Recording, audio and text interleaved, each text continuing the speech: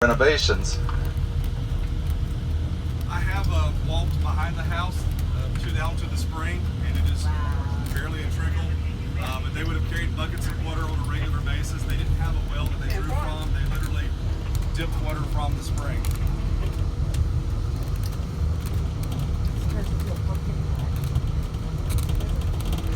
One of the neatest things about this place to me is that a great memory of Alice during this time was expressed in her poem, My Sister Molly, Who in the 50s, from Revolutionary Petunias. The poem was written for her sister, Mamie, who visited the childhood home in the 1950s. And I'm going to let Sude share that with you. Last few years, for the 2 or 3 people on the bus that know me and I've called some of their children, I've been involved in an experiential learning program at Putnam County, and where we take students out to certain sites and read primary sources and literary sources associated with the site. To me, it's a better way of teaching history. I just think that some stories really are best told and really belong to certain places, and some writings really belong to certain places, and I certainly feel this way about the poem My Sister Molly, Who in the 50s. Sune?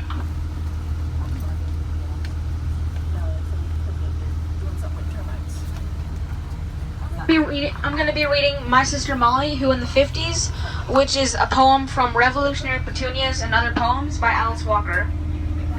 For my sister Molly, who in the 50s, once made a fairy rooster from mashed potatoes, whose eyes I forget, but green onions were his tail, and his 2 legs were carrot sticks, a tomato slice his crown, who came home on vacation when the sun was hot, and cooked and cleaned, and minded least of all the children's questions, a million or more pouring in on her, who had been to school, and knew, and told us too, that certain words were no longer good, and taught me not to say us for we, no matter what Sonny said up the road.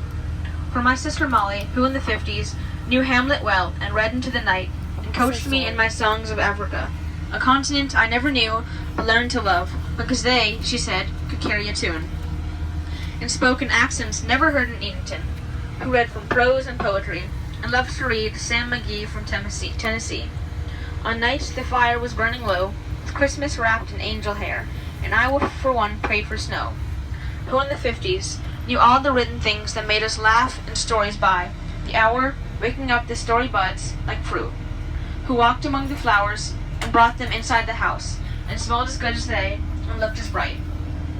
Who made dresses, braided hair, moved chairs about, hung things from walls, ordered baths, frowned on wasp bites, and seemed to know the endings of all the tales I had forgot. Who went off into the university, went exploring to London and to Rotterdam, Prague and to Liberia, bringing back the news to us who knew none of it, would follow crops and weather, funerals and Methodist homecoming, Easter speeches and groaning church, who found another world, another life, with gentle folk far less trusting, and moved and changed her name and sounded precise when she spoke, and frowned away our sloppishness.